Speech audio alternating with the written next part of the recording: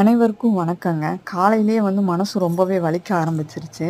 காரணம் என்னன்னு பார்த்தீங்கன்னா, இந்த கேரளா கவர்மெண்ட் ஒரு உத்தரவிட்டிருக்காங்க.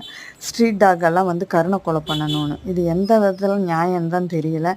தெரிஞ்சு தான் பண்றாங்களான்னு தெரியல. இந்த வாயில்லாத ஜீவன்களுக்காக டாக் ஃபண்டுன்னு சொல்லி ஒண்ணு ஒதுக்குவாங்க இல்லையா? அந்த ஃபண்டெல்லாம் என்ன ஆச்சு? ப்ராப்பரா தெருநாய்களுக்கான ரேபீஸ் ஊசியும் கருத்தடையும் பண்ணியிருந்தா இந்த பிரச்சனைக்கு இடமே இல்லை. தப்பு பண்ணினதெல்லாம் இந்த கவர்மெண்ட்டு. அவங்க செய்ய வேண்டிய கடமைகளை கரெக்டாக செய்யாமல் விட்டுட்டு இப்போ இந்த வாயில்லாத ஜீவன்களை கொல்றது எந்த விதத்தில் நியாயம் தான் தெரியலங்க.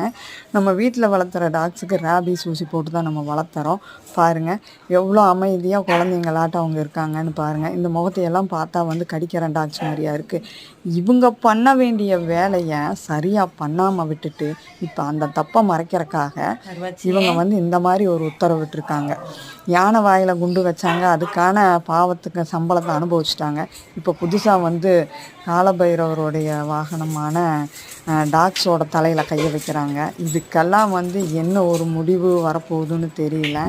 ஆனால் டாக்ஸை மெயின்டைன் பண்ணுற ஸ்ட்ரீட் டாக் மெயின்டைன் பண்ணுற நிறைய நல்ல உள்ளங்கள் இருக்குது. இதுக்கெல்லாம் ஒரு ஸ்டெப் எடுக்கணும். கேரளா கவர்மெண்ட்டு மேலே கரெக்டான நடவடிக்கை எடுத்து இந்த தீர்ப்பு மாறணும். கடவுள்கிட்ட நான் வேண்டிக்கிறேன்.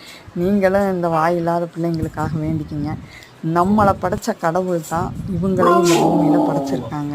இவங்களுக்கும் வாழக்கூடிய உரிமை இருக்குது. இது எந்த விதத்தில் யாராலும் தடுக்க முடியாது. அப்படி தடுக்கணும்னு நினச்சா அதுக்கான பாவத்துக்கான சம்பளத்தை வாங்கி கட்டியே ஆகணும். இந்த கேரளா கவர்மெண்ட் இதை எடுத்திருக்க முடிவு ரொம்பவே மோசமான முடிவு. தயவு செய்து கையெடுத்து கேட்டுக்கிறோம் கேரளா கவர்மெண்ட்டு. நீங்கள் இந்த முடிவை மாற்றி அந்த பிள்ளைங்களுக்கு சரியான ஒரு தீர்வை கொடுங்க. ரேபீஸில் பாதிக்கப்பட்ட குட்டிங்களை காப்பாற்றுங்க, கருத்தடை பண்ணுங்க. அதுவே உங்கள் கவர்மெண்ட் பண்ண வேண்டிய முக்கியமான வேலை. நான் கடவுள்கிட்ட வேண்டிக்கிறத தவிர எனக்கு வேறு வழியே தெரியல.